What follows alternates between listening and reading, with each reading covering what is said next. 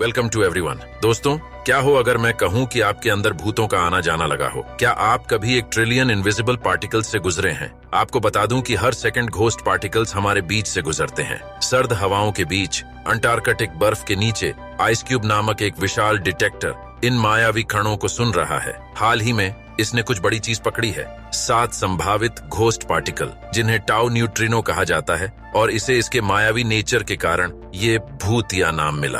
अपने डरावने नाम के विपरीत ये कण बहुत दूर तक कॉस्मिक घटनाओं के सुराग रखते हैं। इन न्यूट्रिनो का अध्ययन करके वैज्ञानिक ब्रह्मांड के सबसे एक्सट्रीम वातावरण में झांक सकते हैं और विस्फोट करने वाले तारों और सुपरमैसिव ब्लैक होल के रहस्यों को उजागर कर सकते हैं। ये खोज एस्ट्रोफिजिक्स की दुनिया को हिलाकर रख दिया है। जानेंगे और भी बहुत कुछ इस एटम से भी छोटे पार्टिकल के बारे में, तो बने रहिए हमारे साथ और चैनल को लाइक और सब्सक्राइब जरूर करें। दोस्तों, ice cube neutrino observatory Antarctic बर्फ की चादर के भीतर गहराई में दबी एक अत्याधुनिक रिसर्च सेंटर है। इसमें एक ग्रिड में व्यवस्थित हजारों बास्केटबॉल आकार के ऑप्टिकल सेंसर शामिल हैं, जिन्हें न्यूट्रिनो नामक मिस्टीरियस पार्टिकल्स का पता लगाने के लिए डिजाइन किया गया है। न्यूट्रिनो सुपरनोवा और ब्लैक होल जैसे ब्रह्मांडीय स्रोतों से उत्पन्न होते हैं, पृथ्वी और बर्फ से गुजरते हैं। ये प्रकाश के निशान छोड़ते हैं जिन्हें सेंसर कैप्चर करते हैं। इन संकेतों का अध्ययन करके वैज्ञानिकों का लक्ष्य ब्रह्मांड के रहस्यों को उजागर करना है, जिसमें डार्क मैटर की प्रकृति,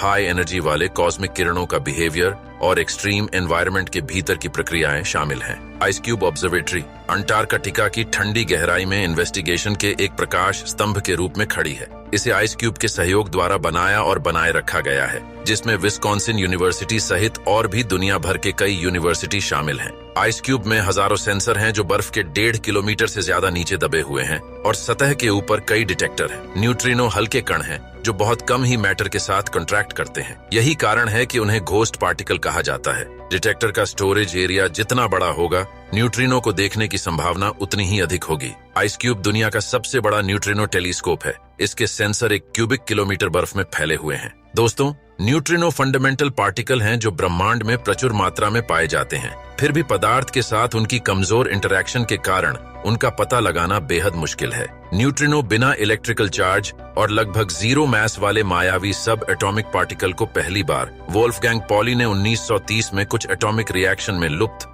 ऊर्जा और गति के लिए थ्योरी दिया गया था। हालांकि मैटर्स के साथ उनकी कमजोर कंट्रैक्शन के कारण उनकी पहचान चुनौतीपूर्ण साबित हुई। 1950 के दशक में फ्रेडरिक रीन्स और क्लाइड कोवन ने परमाणु रिएक्टरों से उत्सर्जित न्यूट्रिनो का पता लगाने के लिए एक प्रयोग तैयार किया। एक बड़े पानी के टैंक को टारगेट के रूप में इस्तेमाल करते हुए उन्होंने इनवर्स बीटा डिके प्रक्रिया की तलाश की, जहां एक न्यूट्रिनो एक प्रोटॉन के साथ कॉन्ट्रैक्ट करता है, जिससे एक पॉजिट्रॉन और एक न्यूट्रॉन बनता है। 1956 में सवाना रिवर परमाणु रिएक्टर में उनके प्रयोग ने न्यूट्रिनो का सफलतापूर्वक पता लगाया। उनके पास लगभग कोई मास और कोई इलेक्ट्रिक चार्ज नहीं होता है, जिससे वे मैग्नेटिक फील्ड द्वारा डिफ्लेक्टेड हुए बिना या पदार्थ द्वारा अवशोषित हुए बिना अंतरिक्ष में लंबी दूरी तय कर सकते हैं। आकाश गंगा के किनारे स्थित कॉस्मिक सोर्स से निकलने वाले हाई एनर्जी न्यूट्रिनो को एस्ट्रोनॉमिकल न्यूट्रिनोज के रूप में जाना जाता है। ये 3 प्रकार के होते हैं: इलेक्ट्रॉन न्यूट्रिनो, म्यूनन न्यूट्रिनो और टाउ न्यूट्रिनो। वे अन्य कणों के साथ अपनी इंटरैक्शंस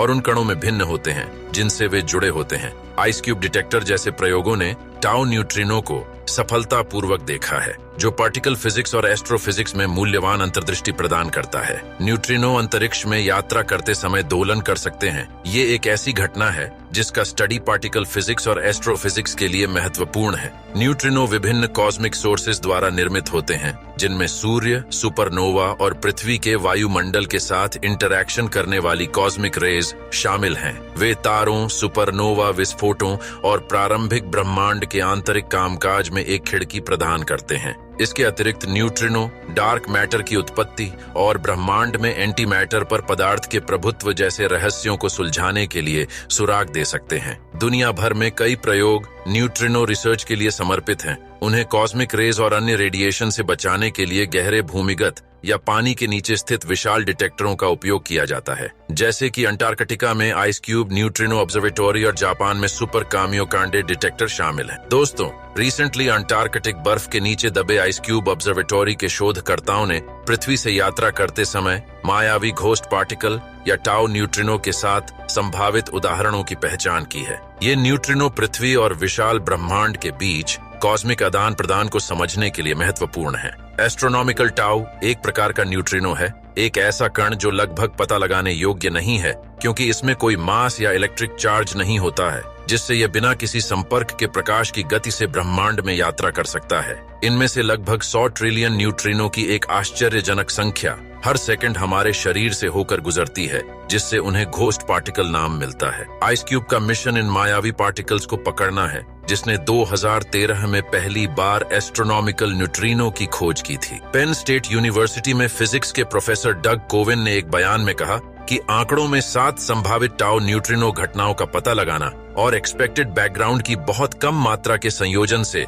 हम यह दावा कर सकते हैं कि यह बहुत ही असंभव है कि बैकग्राउंड 7 टाउ न्यूट्रिनो फ्रॉडस्टर्स को उत्पन्न करने की साजिश कर रही हो। आइस क्यूब गोल्डन ग्लोब्स की एक श्रृंखला का उपयोग कर रहा है, जिसे डिजिटल ऑप्टिकल मॉड्यूल या DOM के रूप में जाना जाता है, और ये पृथ्वी से गुजरने वाले न्यूट्रिनो का पता लगाने के लिए बर्फ में ढंसा हुआ है। ये ऑब्जर्वेटरी में कुल 5160 डोम हैं, जो अंटार्कटिक बर्फ में दबे हुए हैं, और वे आवेशित कणों के उत्पादन के लिए बर्फ में अणुओं के साथ न्यूट्रिनो की परस्पर क्रिया की प्रतीक्षा कर रहे हैं। जब कोई न्यूट्रिनो सेंसर के आसपास की बर्फ से संपर्क करता है तो यह कुछ आवेशित कण और कुछ रेडिएशन उत्पन्न कर सकता है। सेंसर न्यूट्रिनो का पता लगाने के लिए रेडिएशन का पता लगाते हैं और कण के बारे में अधिक समझने के लिए रेडिएशन के गुणों का उपयोग करते हैं। न्यूट्रिनो विभिन्न प्रकार के होते हैं। आइस क्यूब उनमें से कुछ को वास्तविक समय में पहचान सकता है। आइस क्यूब कई वर्षों तक डेटा एकत्र करता है और फिर वैज्ञानिक न्यूट्रिनो इंटरैक्शन इवेंट्स को खोजने के लिए उनमें से छानबीन करते हैं। यदि वैज्ञानिक न्यूट्रिनो के दोलनों को समझने में सक्षम हैं,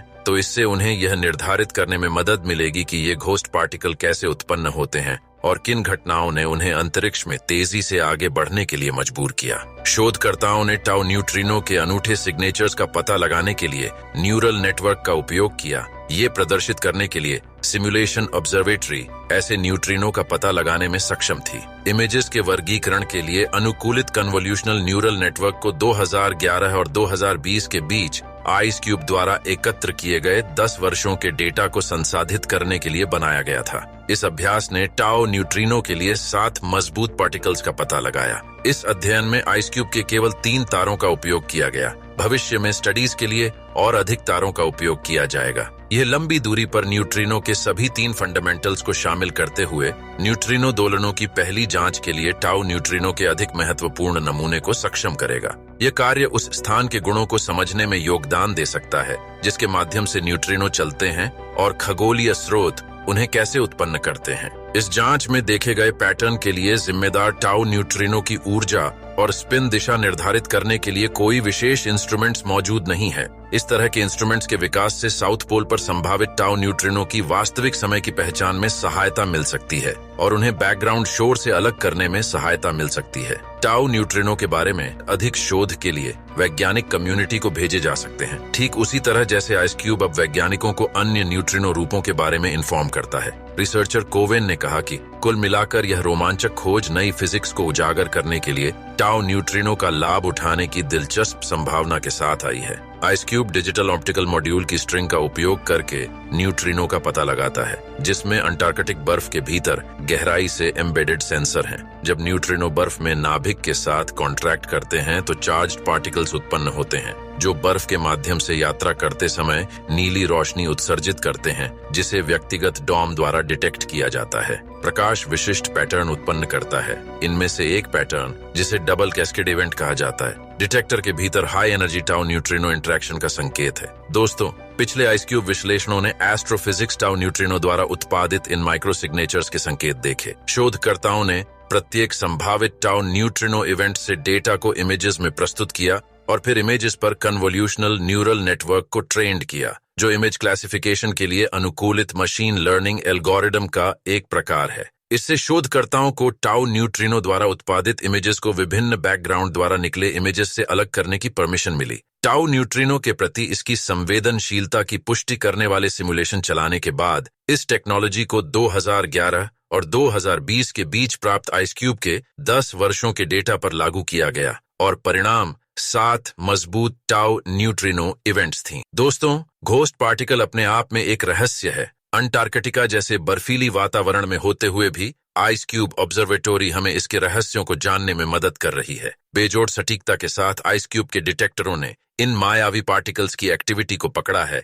ये भूतिया कणों की खोज क्वांटम फिजिक्स और ब्रह्मांड को समझने के हमारे निरंतर प्रयास का प्रमाण है। सबसे टफ कॉस्मिक घटनाओं से पैदा हुए ये रहस्यमयी कण ब्रह्मांड की दूर दूर तक के रहस्यों को अपने साथ लेकर चलते हैं। इसने ब्रह्मांड की हमारी समझ में एक नया अध्याय खोला है, जिससे सुपरनोवा, ब्लैक होल और शायद डार्क मैटर जैसे कॉस्मिक मिस्ट्री का खुलासा हो सकता है। ब्रह्मांड के ये छोटे संदेशवाहक शक्तिशाली कॉस्मिक इवेंट्स के रहस्यों को खोलने की चाबी हो सकते हैं। तो चलिए मिलते हैं अगली वीडियो में। तब तक के लिए हमें लाइक और सब्सक्राइब जरूर करें।